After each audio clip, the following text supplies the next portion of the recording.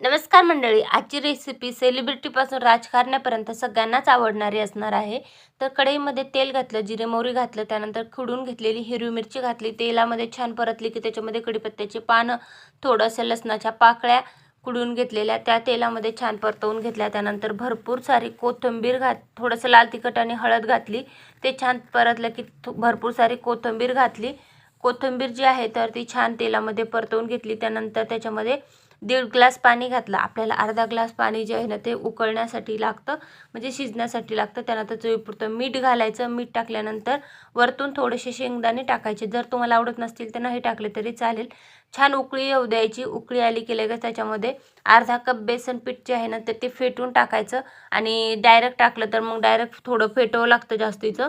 फेटून घ्यायचं आणि गरमागरम ज्वारीच्या बाजरीच्या भाकरीसोबत मिरची, कांदा, लोणचं असं घेऊन खायचं. खूप टेस्टी लागतं. एकदा नक्की बनवून पहा.